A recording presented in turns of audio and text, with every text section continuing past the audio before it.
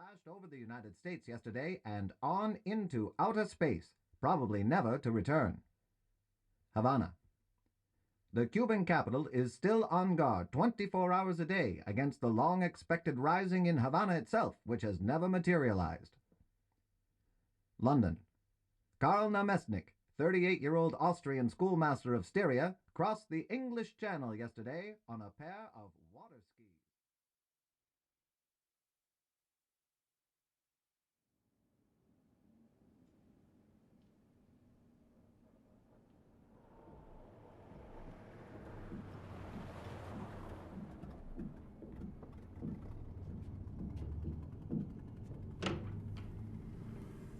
Voilà, mademoiselle. Votre chambre. Merci, monsieur. Bonne nuit. Bonne nuit, mademoiselle.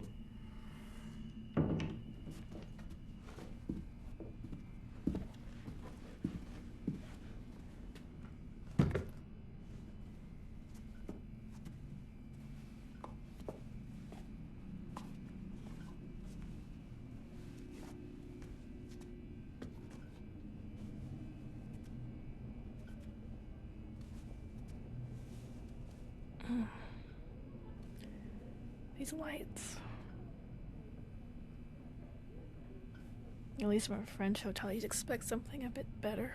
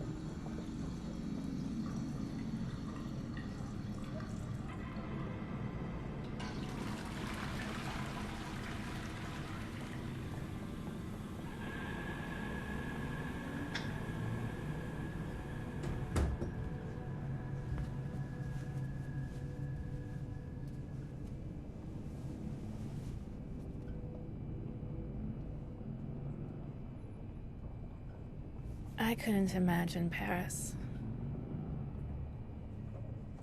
Now I can't even imagine Greenwich Village. Another week here. Another week on the sea. Then back home to New York. Maybe the trip back across the ocean will help me get adjusted again.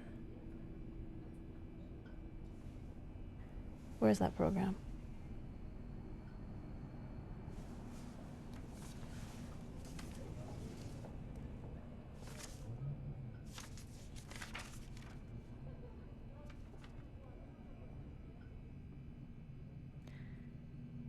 SS de Grasse. Commandant Jules Chabot. 8h45 à 9h45. Au Grand Salon.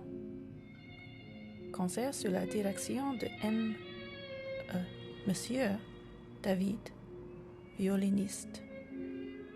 Vendredi 11 septembre 1931. Programme. Martha. Ouverture. Flotto. Romance en fa. Tchaïkovski. Danse norvégienne numéro 3, Grieg. La Navarraise, Massenet. At 10 p.m. in the Salon de Thé, dancing. That's strange. The dancing's in English.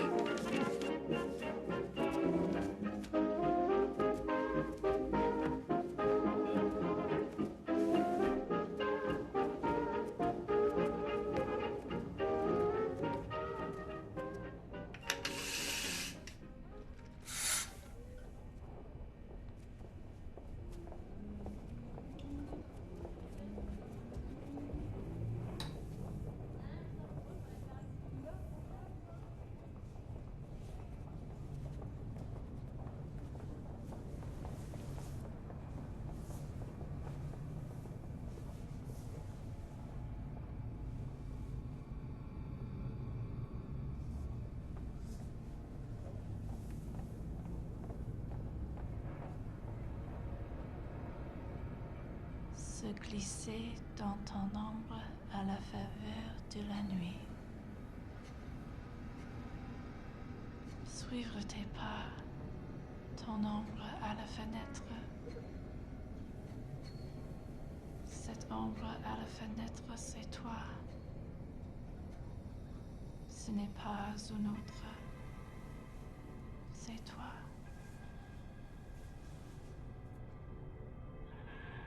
N'ouvre pas cette fenêtre.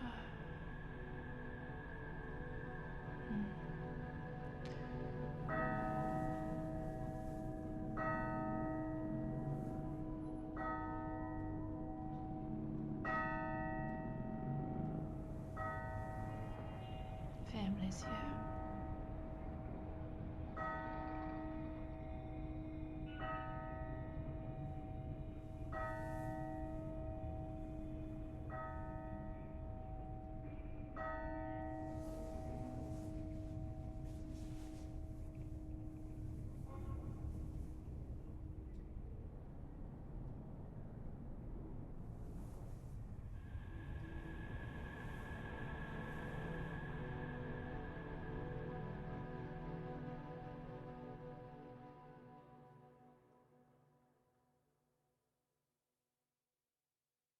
The Group Theater, which has been rehearsing through the summer at Dover Furnace, New York, feels that its first production of the season will be ready for local showing about the third week in September. Rome. Benito Mussolini has come to the conclusion that neither the existing Marcia Reale nor the fascist fighting song Giovinezza is good enough to be counted as the Italian national hymn. New York. An estimated 25,000 theatergoers, actors, directors, stagehands, the majority in New York, are displaced by the effects of the Depression.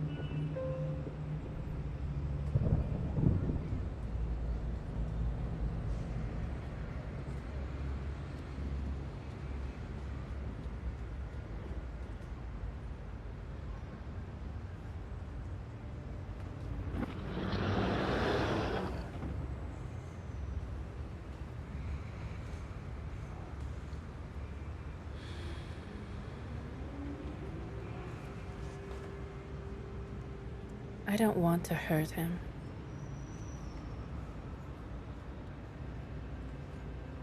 But I just need to work and live together with the group theater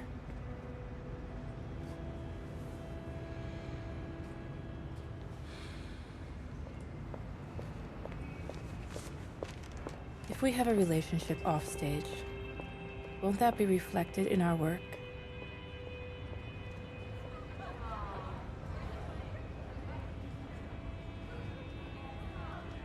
Sunday night.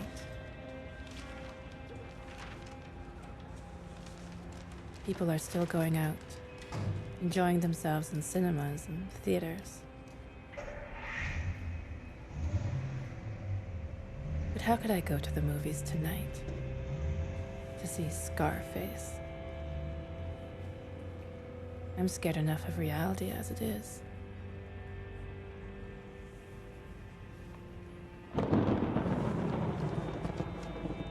Should I feel guilty? Weekends don't exist for journalists. He even worked today.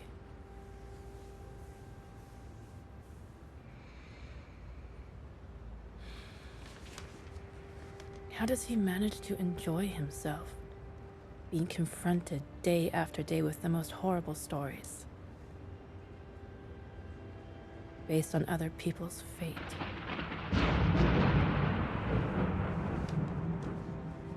People like our neighbor. Every morning he leaves the house with his briefcase, pretending to go to work as usual.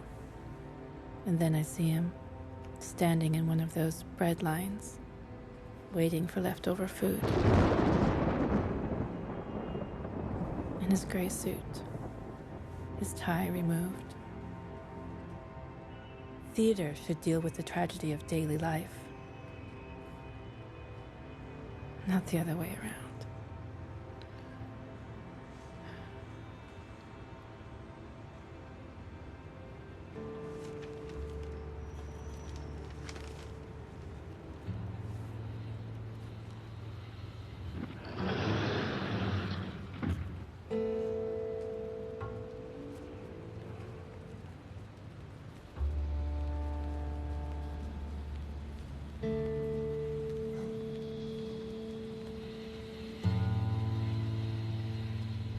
It's not because of him that I'm moving out.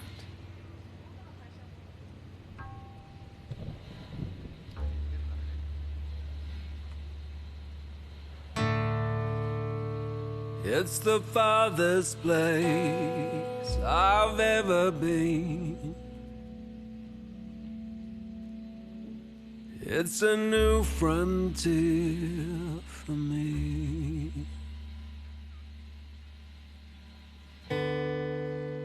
And you balance things like you wouldn't believe, when you should just let things be.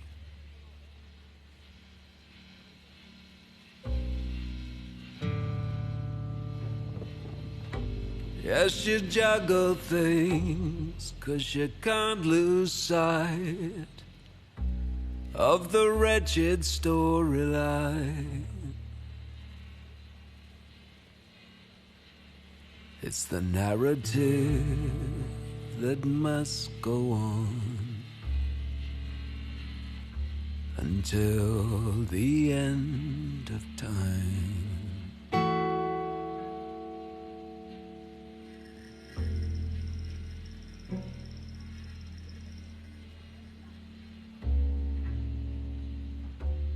And you're guilty of some self-neglect, and the mind unravels for days. I've told you once, yes, 1,000 times, I'm better off this way.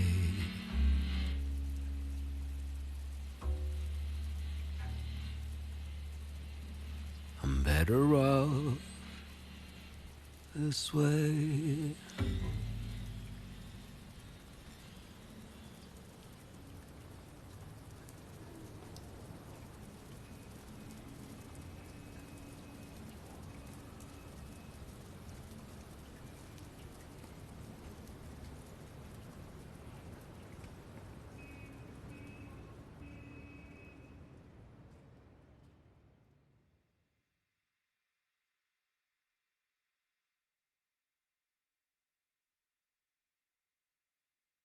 Preparations for Danzig's defense have been completed, and the city is now awaiting events, tense but calm, despite the fact that almost all believe war between Poland and Germany is imminent.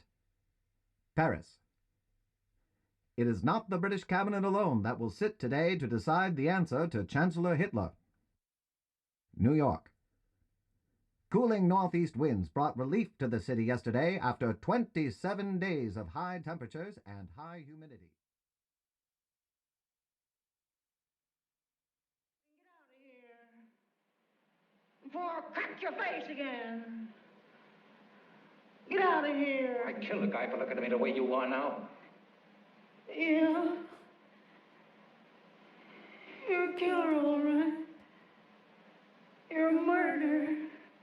You're a butcher, sure. Why don't you leave me forget you? Ain't I got troubles enough with the cops? Newspapers bother me. Johnny and Martha. What's the matter with them? None of your business. Just leave us alone. You never brought nothing but trouble. Just stay away and leave us alone and die. But leave us alone.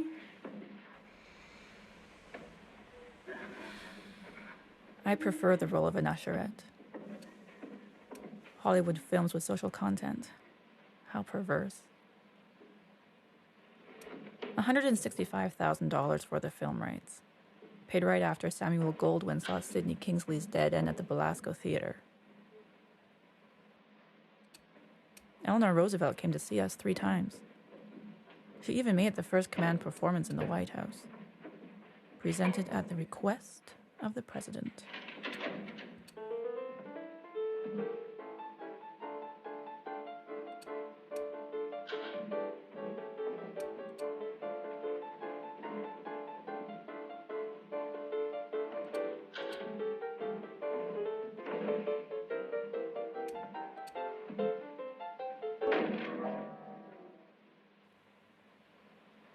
Stars, stars, stars.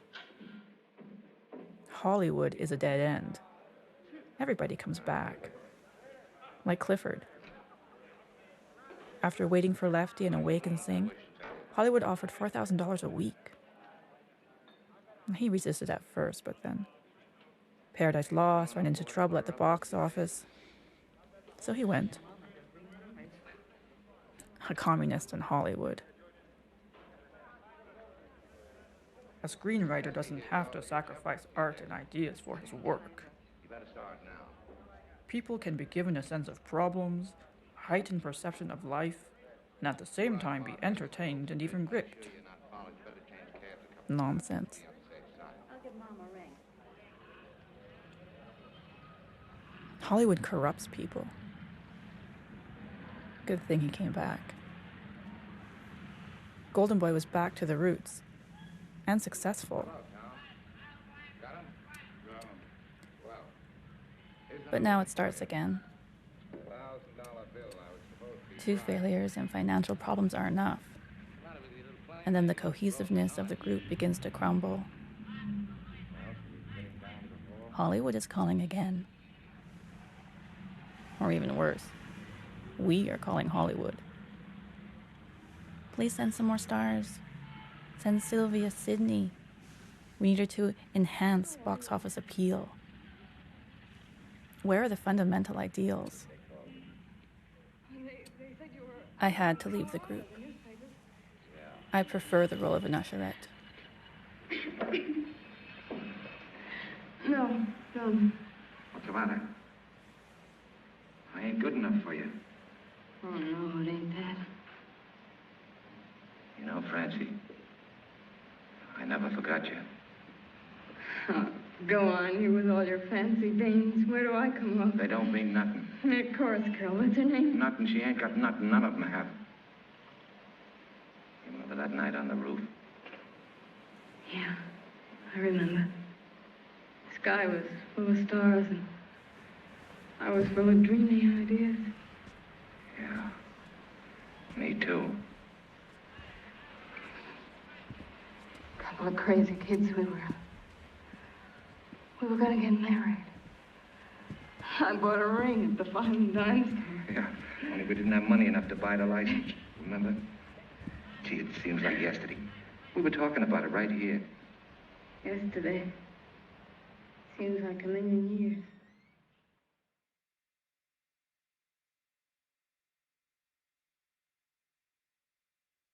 New York. The United States Army Transport American Legion is scheduled to dock at the Army base in South Brooklyn at 1 p.m. today, carrying 897 refugees from the war zones of Europe. Mexico City. Leon Trotsky's body was reduced to ashes yesterday afternoon in the crematorium attached to the Pantheon Civil Cemetery. London. Heavy German raids on various objectives in England were carried on with hardly a pause into yesterday's night. London suffered its most prolonged attack of the war.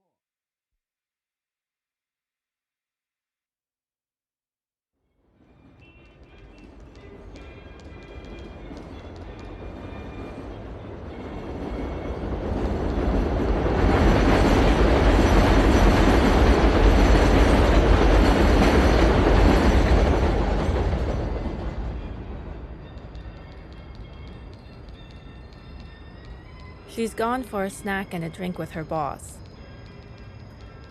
Right now, they were sitting in this bar on the corner of Broadway and 52nd Street, talking to the Polish barkeeper.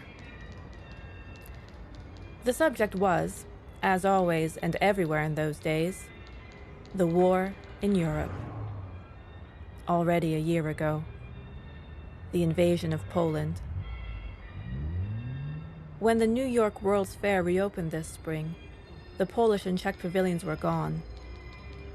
And on the 25th of June, the flag of the French pavilion was flying at half-mast. Paris had fallen into the hands of Hitler.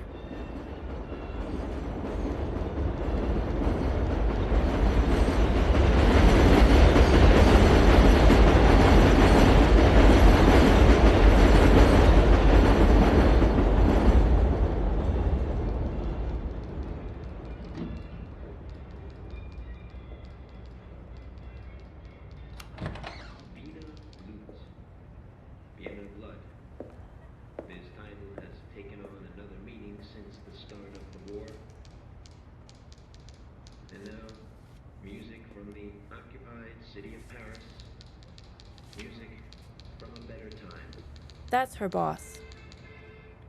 They just returned from the bar.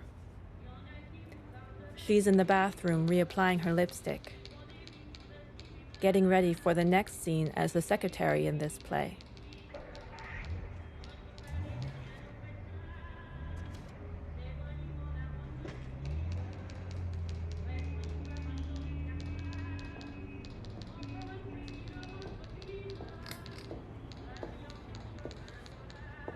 Newspapers never sleep. Steve has been telling me this for the last 10 years.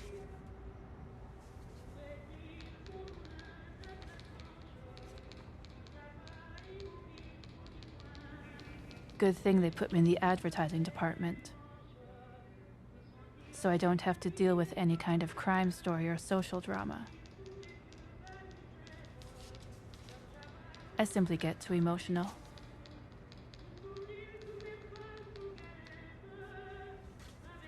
A result of the method acting, I guess.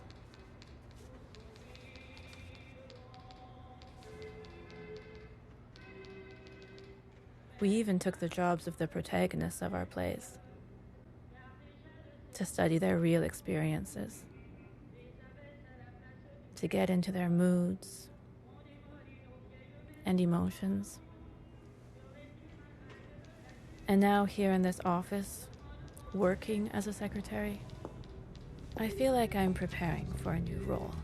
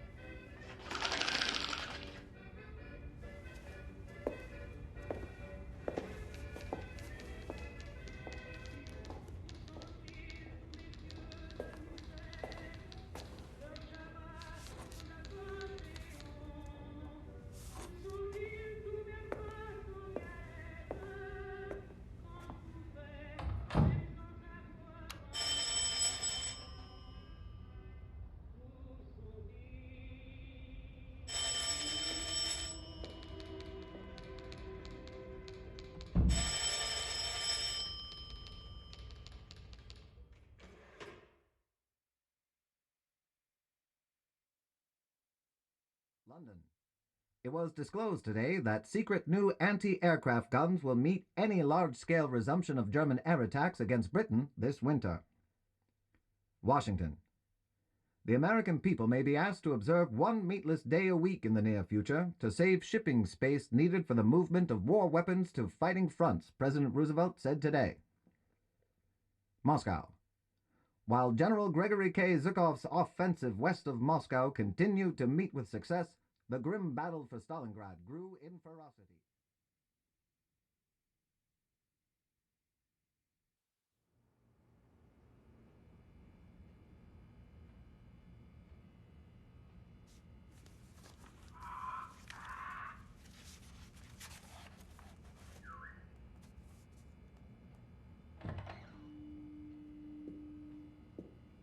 Good evening, madam. Good evening.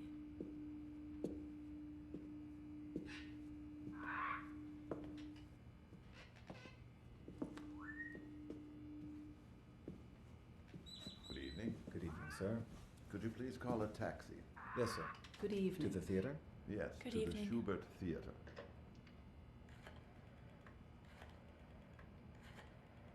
Hello? New Haven Hotel? A taxi, please. To the theater. Yes. Schubert Theater. Thank you. It'll come soon, sir. Thank you.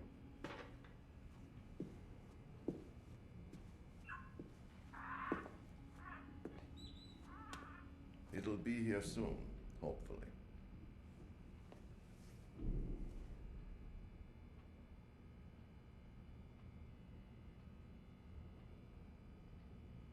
Excelsior, New Jersey. The home of Mr. George Antrobus, the inventor of the wheel. Excelsior, New Jersey. The home of Mr. George Antrobus, the inventor of the wheel. This is his home, a commodious 7-room house conveniently situated near Blitz School, a Methodist church, and a firehouse. It is right handy to A and P. This is his home, a commodious 7-room house, conveniently situated near a public school, a Methodist church, and a firehouse. It is right handy to A and P.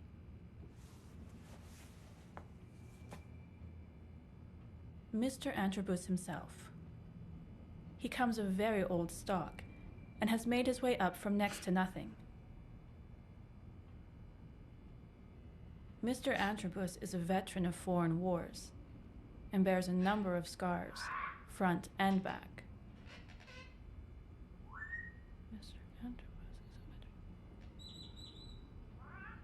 Antrobus is a veteran of foreign wars and bears a number of scars, front and back. This is Mrs. Antrobus, the charming and gracious president of the Excelsior Mothers Club. Mrs. Antrobus is an excellent needlewoman. It is she who invented the apron, on which so many interesting changes have been rung since. So many interesting changes have been rung. You shouldn't stare at her legs. It's embarrassing. I was So looking many for the interesting taxi. changes have been rung since. Oh. 6 o'clock and the master not home yet. Pray God nothing serious has happened to him crossing the Hudson River. The fact is, I don't know what'll become of us. Here it is the middle of August and the coldest day of the year. It's simply freezing. Dogs are sticking to the sidewalks. Can nobody explain that? No. But I'm not surprised. The whole world's at 6s and 7s. And why the house hasn't fallen down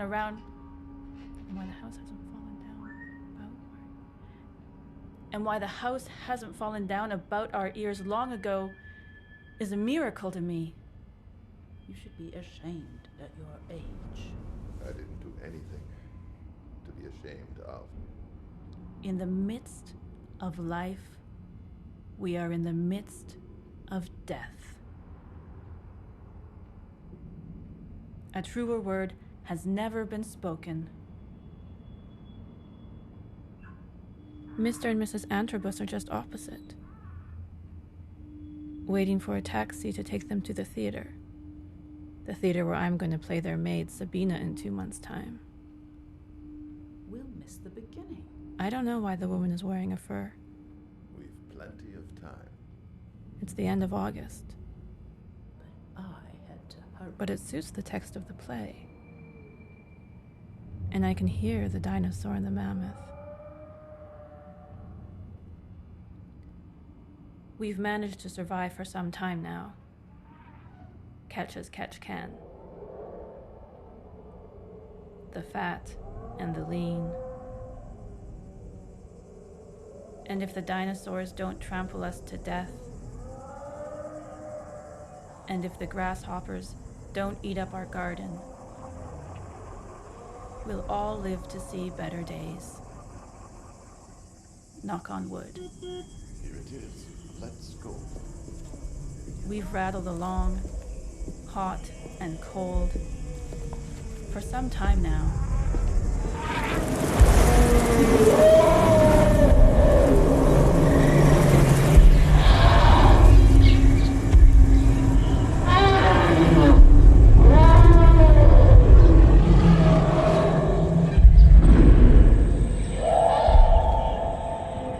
And my advice to you is not to inquire into why or whither, but just enjoy your ice cream while it's on your plate.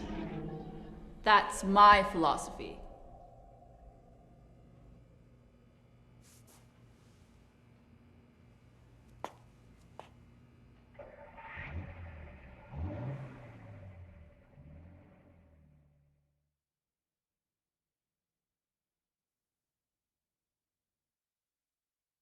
Senator Richard M. Nixon, Republican vice presidential nominee, released today details of his September campaign tour that will take him into 16 states. Washington. The Senate Internal Security Subcommittee released a report yesterday charging that the Radio Writers Guild is dominated by a small number of communists. Seoul. Navy planes hurled heavy attacks at communist power plants in northeast Korea Wednesday, while Air Force superforts and light bombers followed at night with 3 hammer blows in the west.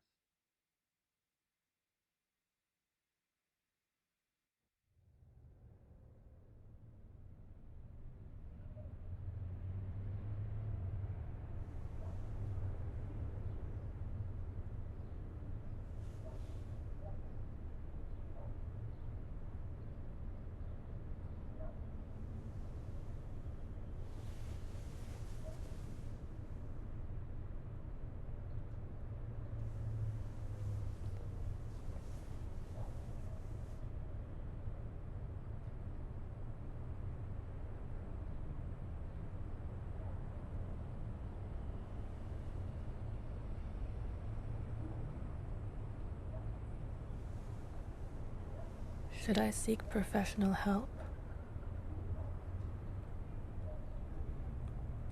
Steve says so.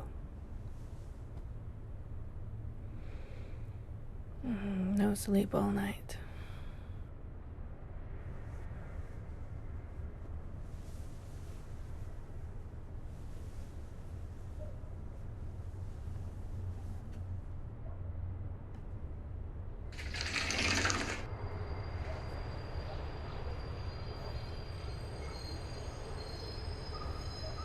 But I know the reason anyway.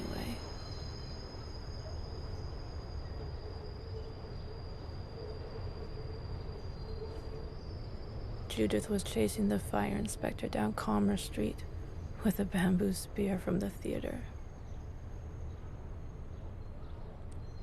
He closed the shows. He insisted that Julian's sets are dangerously flammable. Nonsense.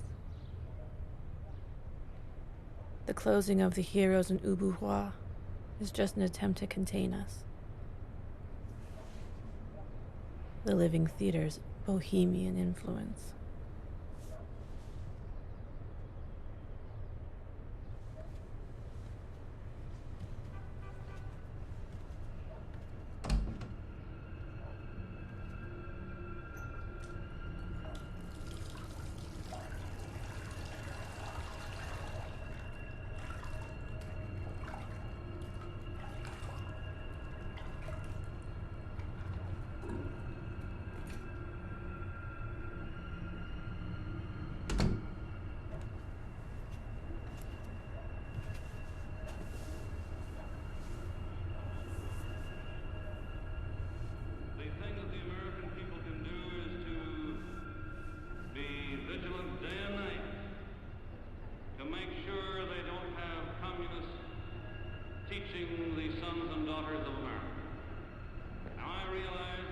The Un-American Activities virus, spreading across the country, infecting people, threatening them,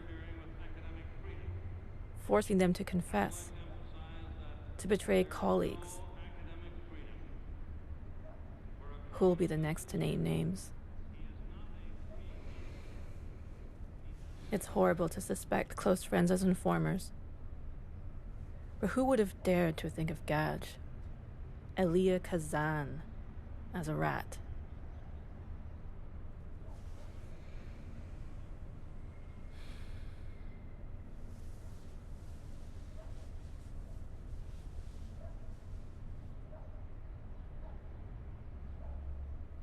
And then he took out an ad in the New York Times to defend himself and to encourage others to do the same.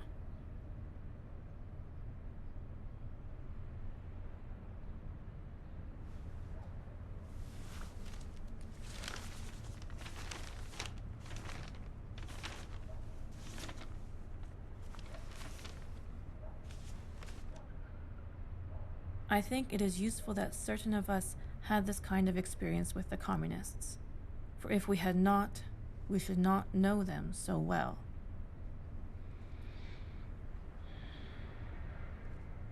First-hand experience of dictatorship and thought control left me with an abiding hatred of these. It left me with an abiding hatred of communist philosophy and methods, and the conviction that these must be resisted always. The motion pictures I have made and the plays I have chosen to direct represent my convictions. Elia Kazan.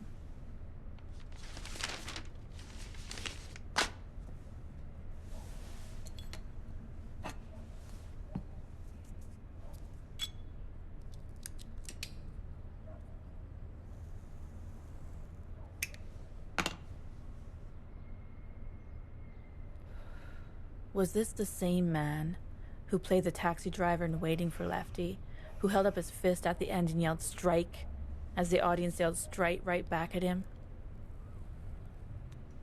Was this the same man who directed The Skin of Our Teeth with me as Sabina in New Haven 10 years ago?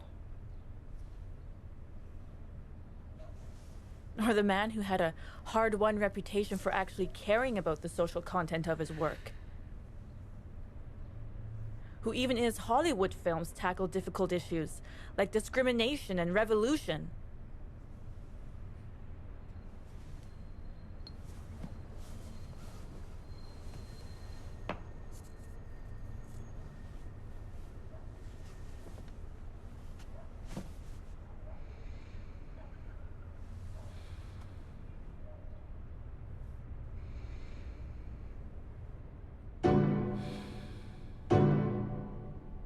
And now the closing of the Cherry Lane Theater. It's too much. We had such great performances. John Cage.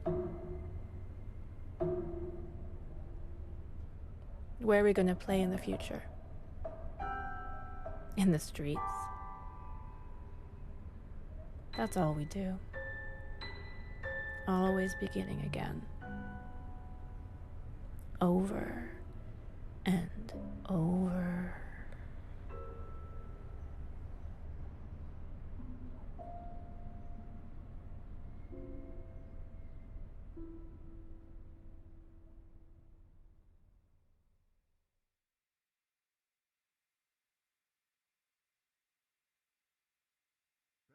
Eisenhower ended a 4-day golfing idyll by the Pacific and returned to the White House and politics today.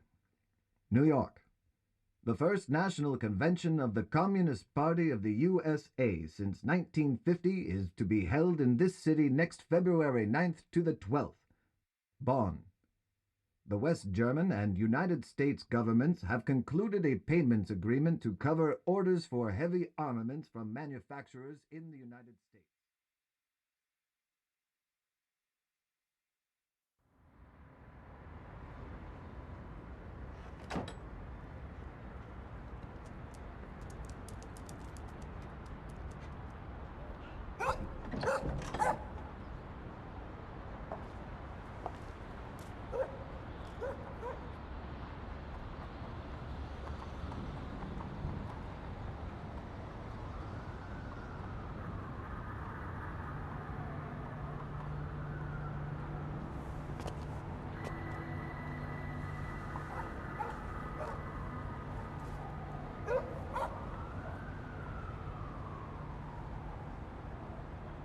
Although I knew the surroundings so well, the park, the trees, the houses, the people, I somehow felt isolated from it. As if I was looking into a diorama at the Museum of Natural History. The one with the bisons and the painted background landscape of Montana. We've never talked about it, but I think we felt the same. As a photographer, he must have been used to this more than me.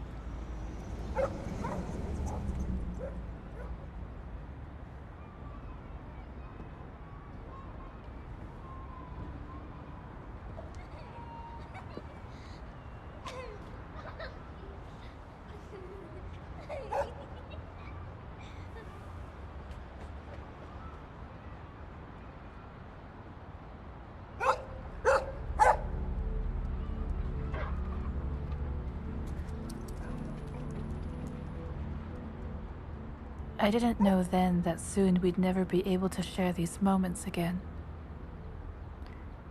These morning rituals. Looking out. Watching together. In silence.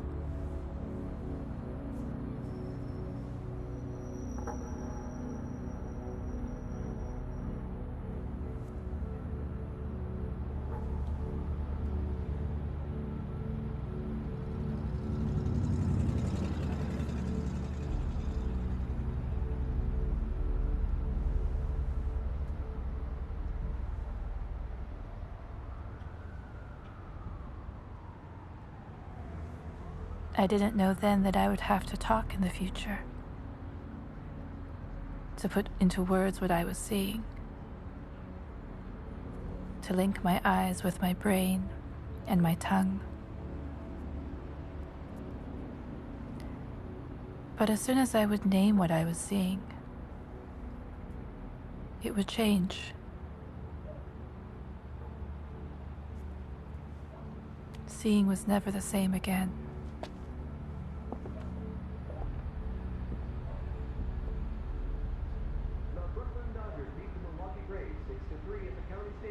Our ritual always ended with the news.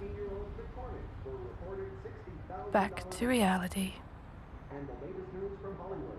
Elvis Presley, who has signed a contract with Paramount Pictures earlier this year, has just started shooting his first movie on Blown Up from Paramount to 20th Century Fox.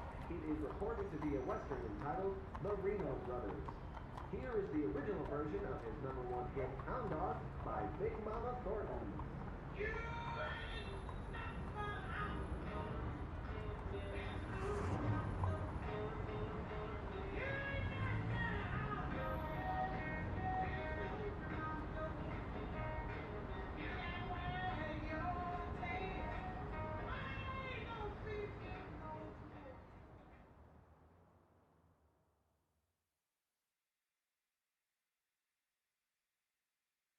Nashville.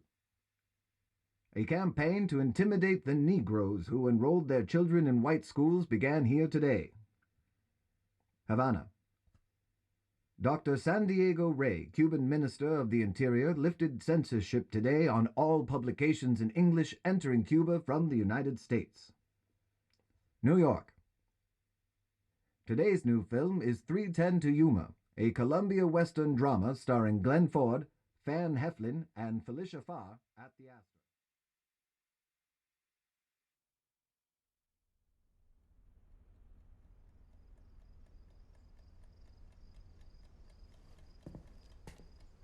Okay, this looks good, Shirley. We can get started. Turn around and look out the window.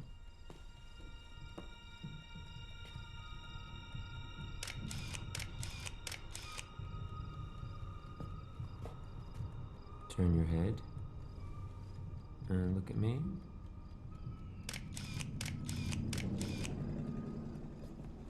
Now, sit down on the bed.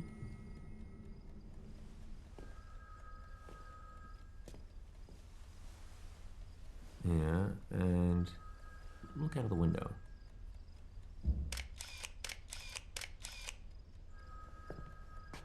All right, look at the door.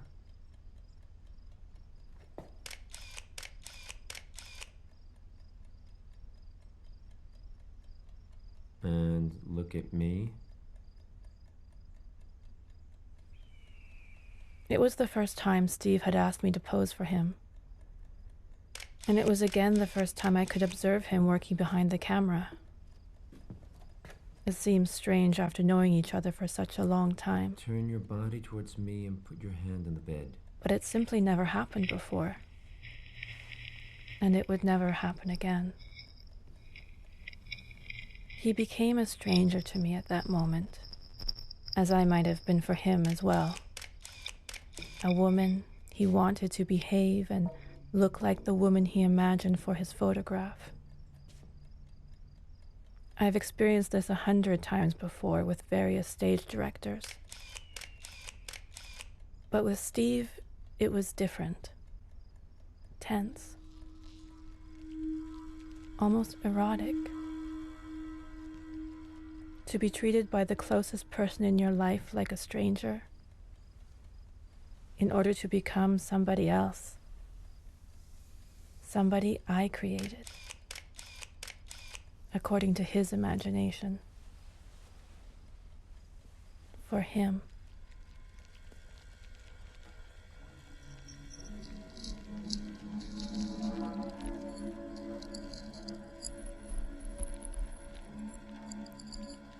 Should not dare to leave my friend because if he should die while I was gone and die too late, should reach the heart that wanted me.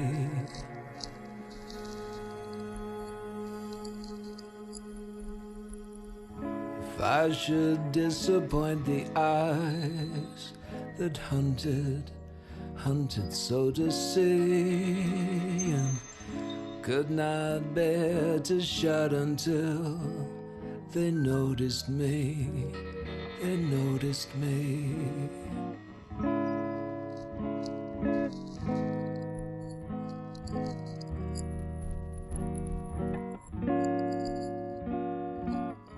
If I should stab the patient faith, so sure I'd come, so sure I'd come, and listening when to sleep, telling my tardy name. My heart would wish it broke before, since breaking then, we're useless as next morning's sun, where midnight frosts had lain.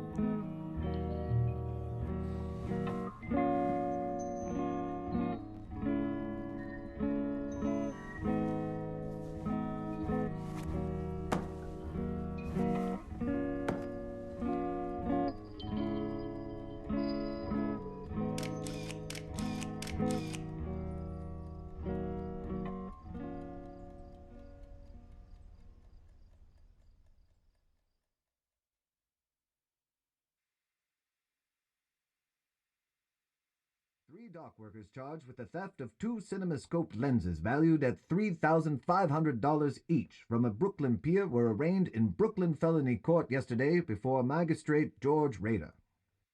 London. 2 British scientists have reported the surgical removal and successful regrowth of lenses in the eyes of rabbits. New York. Don't knock the spell of illusion. That's what Sweden's Ingmar Bergman says in the latest of his highly esoteric and technically exquisite films, The Magician. It opened at the Fifth Avenue Cinema yesterday.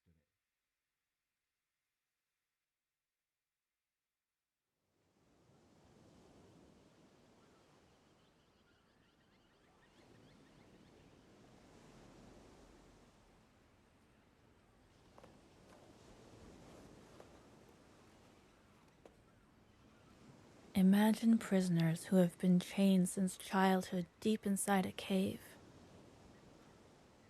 Not only are their limbs immobilized by chains, their heads are as well, so their eyes are fixed on a wall.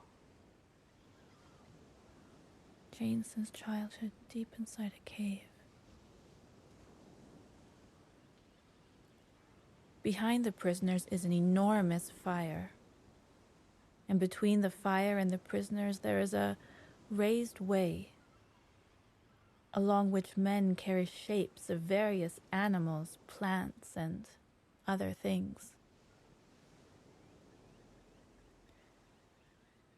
The shapes cast shadows on the wall, which occupy the prisoners' attention.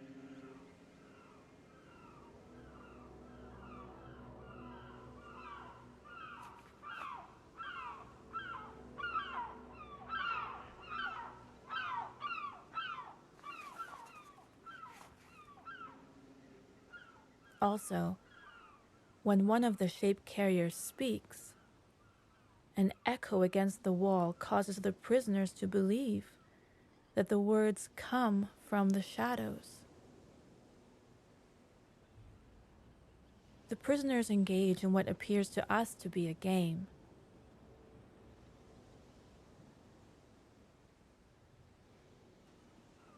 A game.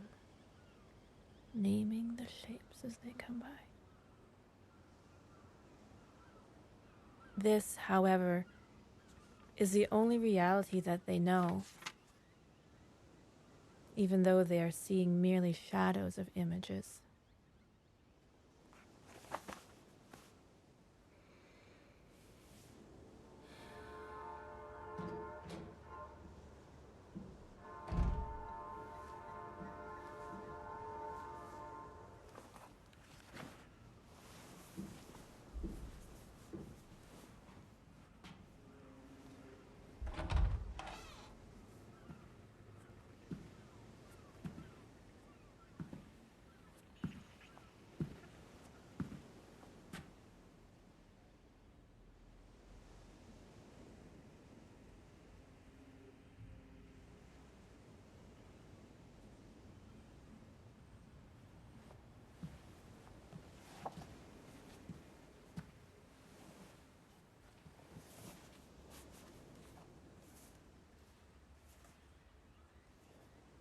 Suppose a prisoner is released and compelled to stand up and turn around. His eyes will be blinded by the firelight, and the shapes passing will appear less real than their shadows. Similarly, if he is dragged up out of the cave into the sunlight, his eyes will be so blinded that he will not be able to see anything.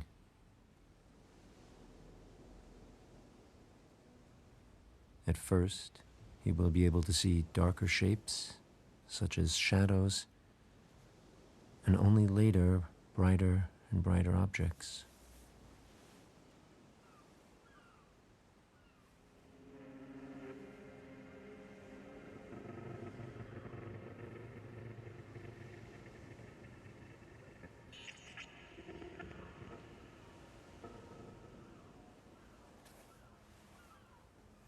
The last object he would be able to see is the sun, which in time he would learn to see as that. This is that provides the seasons and the courses of the year, and presides over all things in the visible region, and is, in some sort, the cause of all these things that they had seen.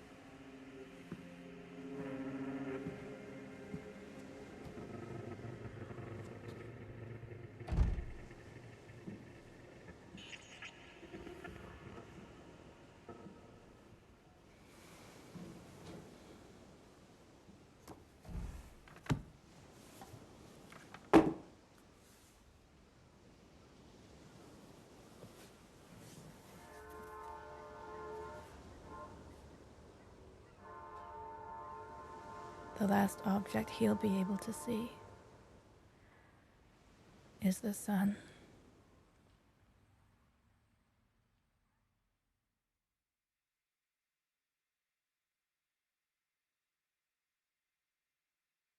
New York.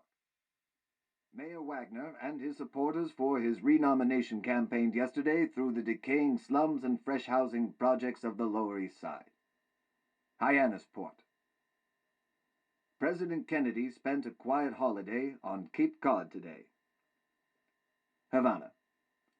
Industry Minister Ernesto Guevara said today shortages of raw materials and spare parts have forced many factories in Cuba to halt production. He blamed aggression of imperialism for the shortages.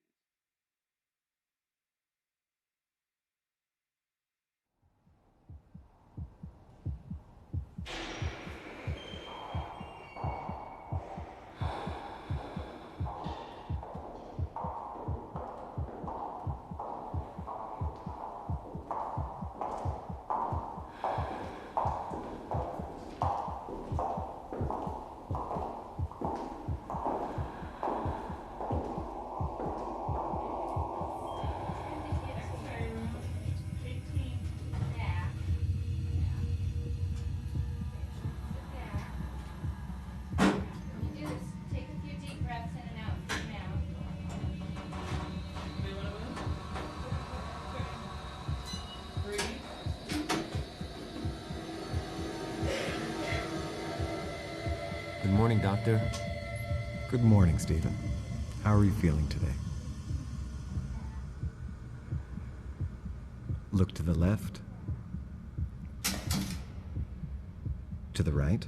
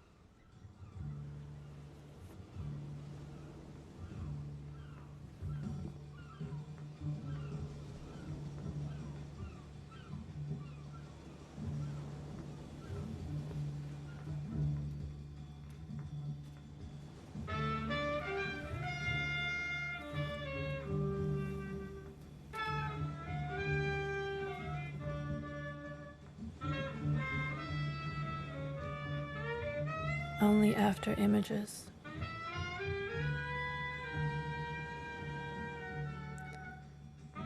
For the rest of his life,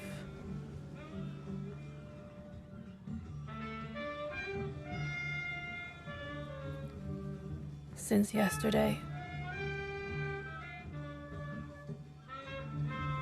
hospital sounds following me everywhere.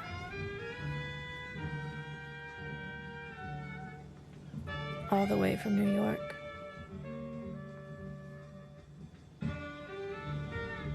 In the car. The whole night. Even in my dreams.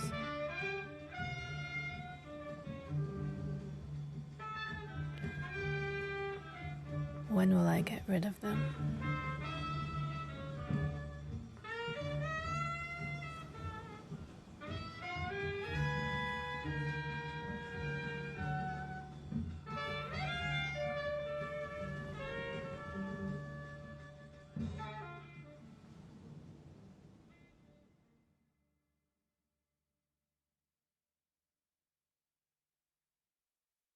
A 28-ton trailer truck with a Dane at the wheel and 2 Czechoslovak refugees in the cab crashed into Austria from Czechoslovakia yesterday by ramming a metal gate at the border. Washington. More than 200,000 Americans, most of them black, but many of them white, demonstrated here today for a full and speedy program of civil rights and equal job opportunities. Pula. Premier Khrushchev and President Tito ended 2 days of official talks on Bryony Island today.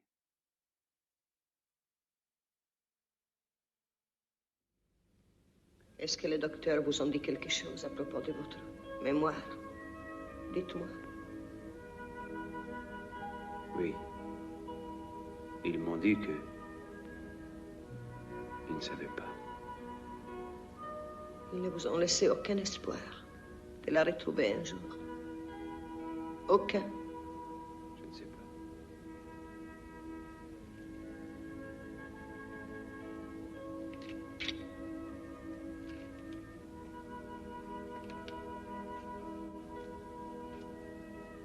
Et de danser.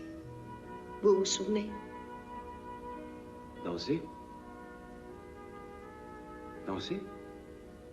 Oui, ça peut peut-être aller. Vous voulez bien?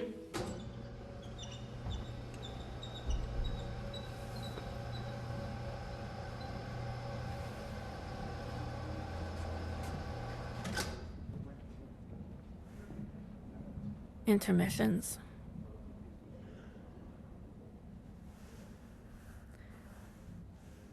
It's like suddenly waking up from a dream.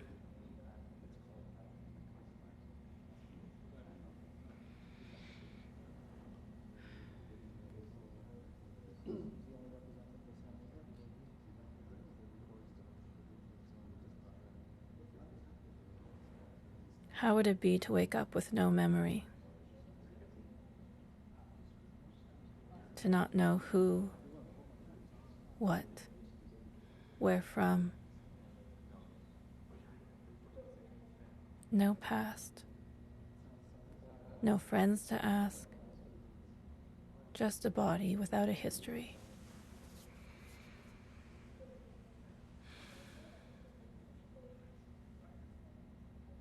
Maybe it's still easier for him than for her. Discovering that her man, who she thought was dead, is alive, but without any memory. He doesn't recognize her. He doesn't believe her.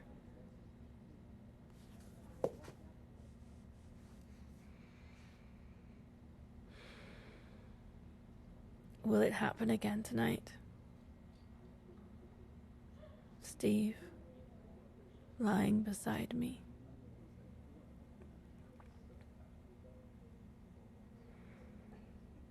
I hear him breathing.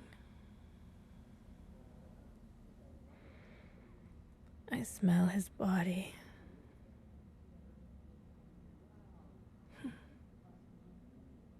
memories of him. Imagination.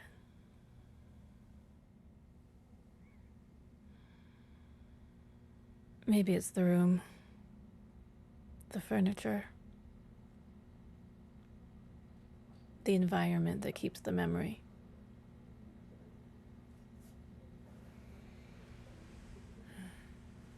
I'm glad I'm moving out tomorrow.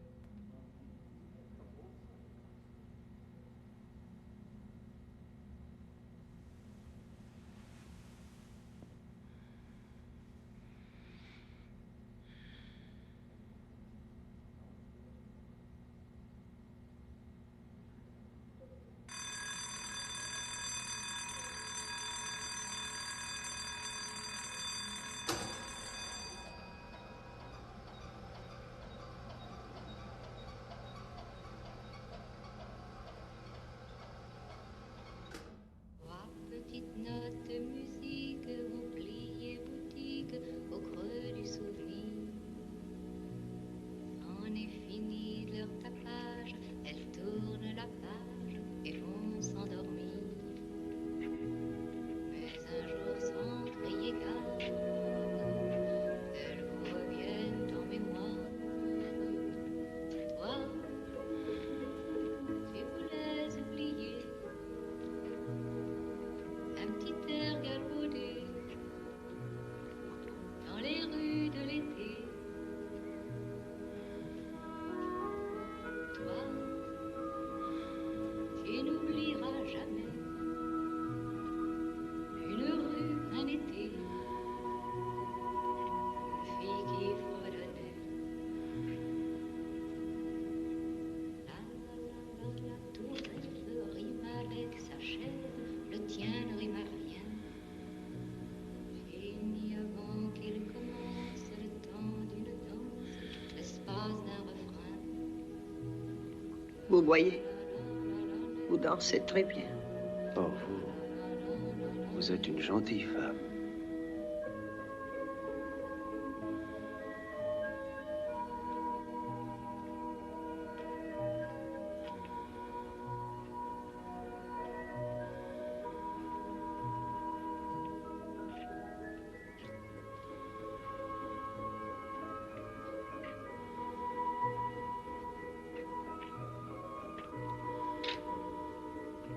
Une femme.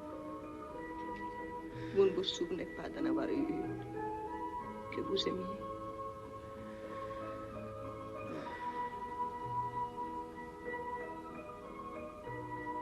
D'avoir été fiancé une fois, loin de Paris. Vous ne vous souvenez pas. Non.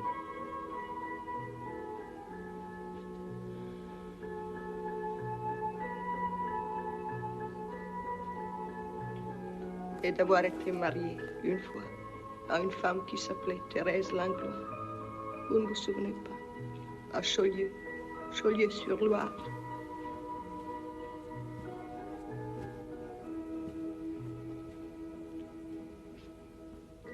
Petite note de musique qui ouvre la nuque du fond des souvenirs.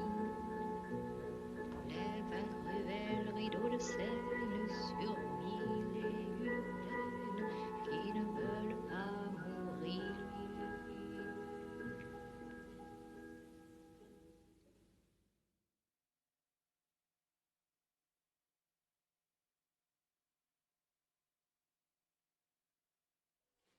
This is George Geezy from WGBH 89.7 with the morning edition of our broadcast yesterday of the Civil Rights March as part of the Educational Radio Network. we will bring to you some of the highlights of the events. Let's start with a song that expresses best the feeling and the mood that brought together 250,000 people in front of the Lincoln Memorial.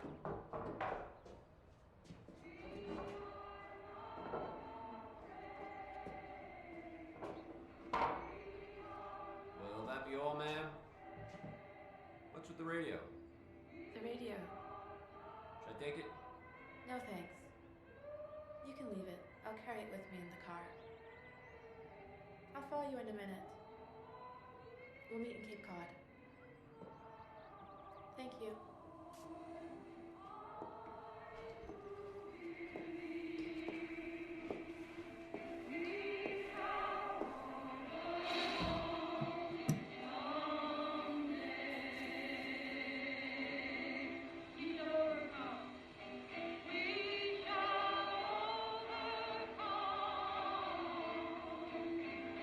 What an experience.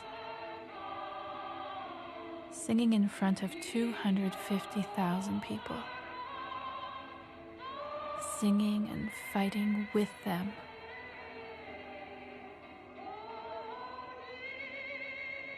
Should I go to Europe? Join the Living Theater again? Trade the stage for the streets of Rome, Paris, London? Be with the people in the streets.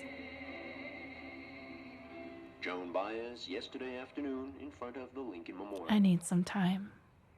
And now the words of a speech that made the headlines of today's First, newspapers, the words Cape of Cod. Reverend Martin Luther King. Then I'll see. So even though we face the difficulties of today and tomorrow, I still have a dream. It is a dream deeply rooted in the American dream. I have a dream that one day this nation will rise up, live out the true meaning of its creed. We hold these truths to be self-evident that all men are created equal. I have a dream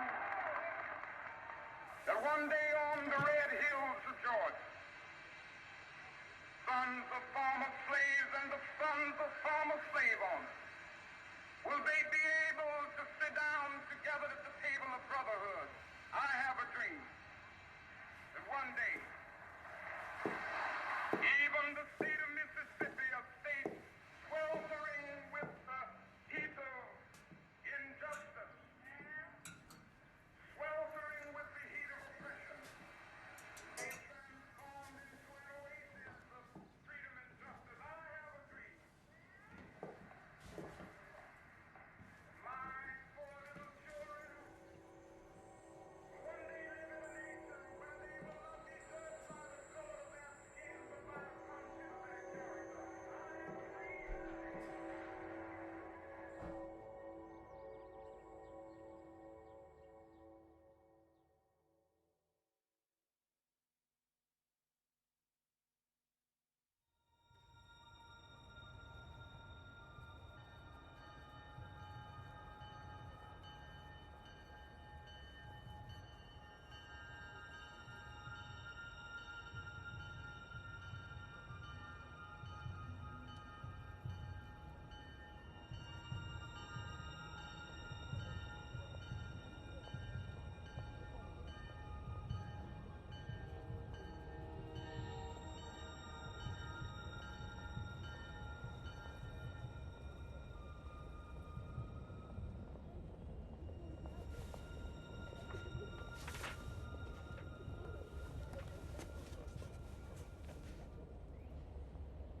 John F. Kennedy Airport.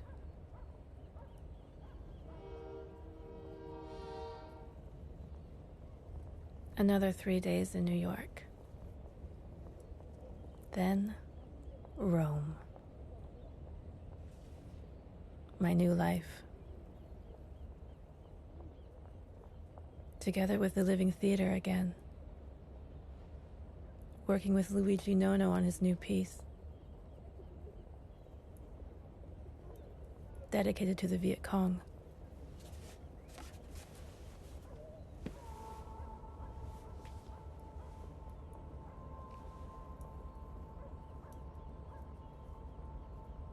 Traveling on a train. Like living in a dream. An in-between state.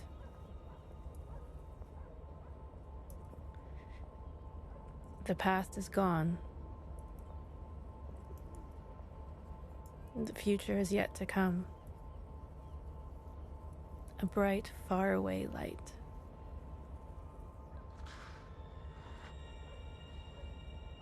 It is a fact that one never sees the sun in a dream, although one often is aware of a brighter, faraway light. Wasn't that a French poet? What was his name? He went insane.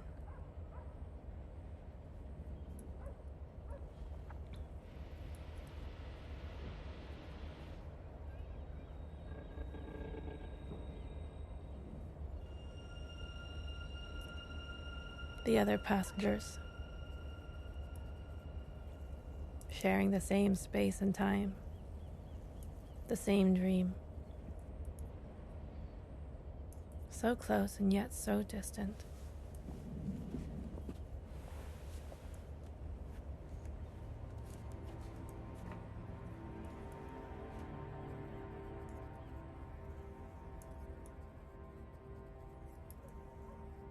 If anybody's friend be dead, its sharpest of the theme, the thinking how they walked alive at such and such a time.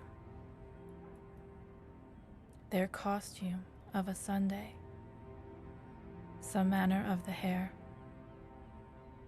a prank nobody knew but them, lost in the sepulchre. How warm they were on such a day. You almost feel the date. So short way off it seems, and now they're centuries from that. All aboard!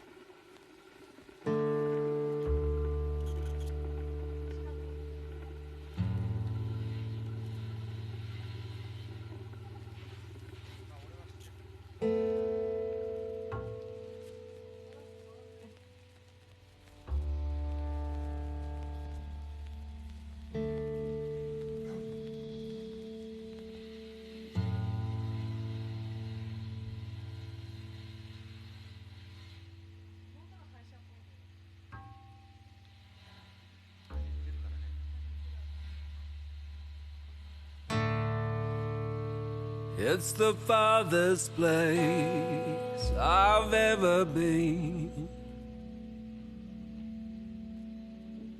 It's a new frontier for me.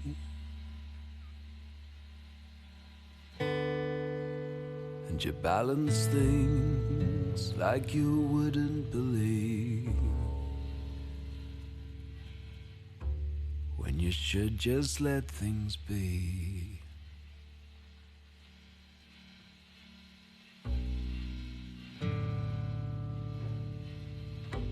Yes, you juggle things 'cause you can't lose sight of the wretched storyline. It's the narrative that must go on until the end of time.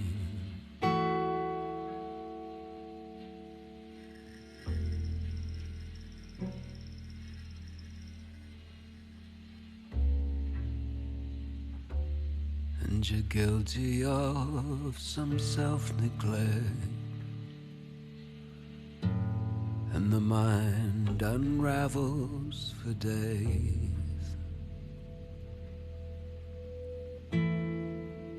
I've told you once, yes, 1,000 times, I'm better off this way.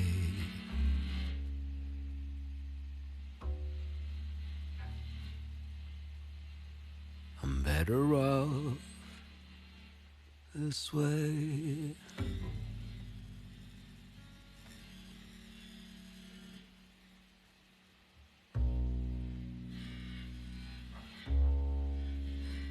Where's my queen of hearts, my royal flush? I have cleaned and scrubbed her decks.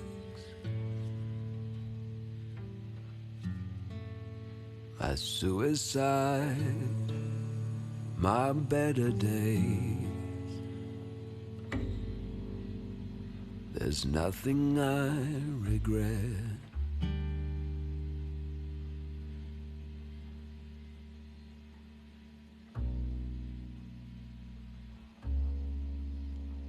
I've placed the gods in a Ziploc bag.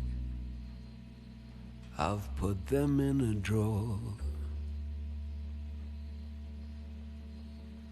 They've refused my prayers for the umpteenth time, so I'm evening up the score. Small metal gods from a casting line, from a factory in Mumbai. Some manual laborers, bread and butter, and a single-minded life.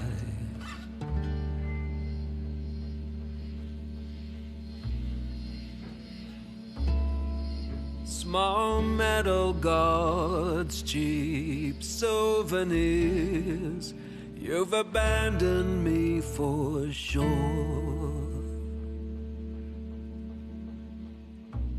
I'm dumping you, my childish things. I'm evening up the score.